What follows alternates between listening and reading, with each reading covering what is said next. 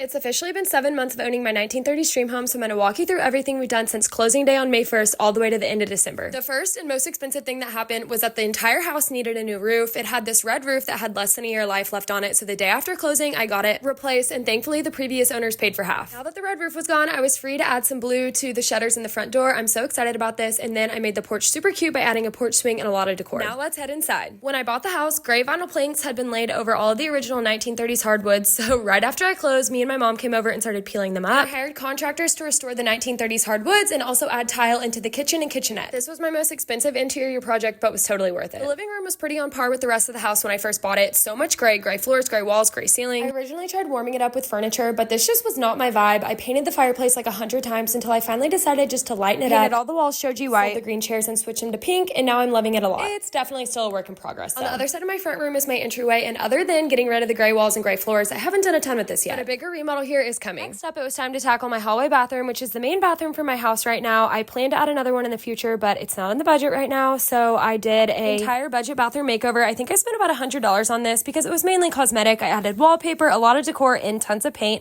and I love the way it turned out. The main things I did in my bedroom were paint all the walls shoji white when I moved in. Obviously, I replaced the floors in here too, and then I added all my furniture and some wallpaper to just bring this room to life. As you can tell, I love a warm, colorful space. The main thing I've done so far in the dining room is switch out the light fixtures, which I did in basically every room. This room still needs its big makeover, and it hasn't been painted yet because I just don't want to. So we're gonna ignore that and move on to the kitchen. So when I bought the house, it had the gray laminate, and it also had the fridge and the range squished on this tiny wall, so there was very little counter space. There wasn't a ton of storage, and honestly, it just looked bad. Luckily, right off the kitchen, there was this kitchenette space. It didn't really have a ton of use, but it did have tons of storage and tons of potential. Right after all the floors got ripped out, my dad and I added in some prefab cabinets from Lowe's, where the fridge used to be, and then the floor guys came in and they did the tile. After that, I bought a remnant off of a stone yard, and they came in and they took out all the old countertops that were kind of mismatched and put in new quartz countertops. This left huge gaps in the backsplash, so I removed all the tile, which was so difficult, and then I sanded everything down and painted all the cabinets to a warmer white. I did all of the kitchen and then the uppers in the kitchenette, and then I added hardware before my parents helped me do a budget-friendly beadboard backsplash, and this is where we're at 7 months later. Somewhere in there, I hung shelves, wallpaper, got a new range, and I think the biggest improvement in this kitchen was moving the fridge out of the tiny little kitchen and right next door into the kitchenette, and I love the way the space works for me now. I definitely plan on doing a bigger remodel of this in the future, but it's beautiful and perfect for the time being. I most recently painted the kitchenette blue, and I love the way it turned out. And finally, right off the kitchenette is the den. Unfortunately, this was an add-on at some point, so it did not have the original hardwood, so it still has the gray LVP. I do plan to replace that at some point because I'm not a gray girl. But I warmed it up with a lot of pink toile wallpaper, and it's safe to say that this is the most used space in my house. This has been a 7-month-long labor of love, and I'm so proud of the way the space is looking, but I have huge plans for it in the future, so make sure you follow along and let me know what you think. Bye!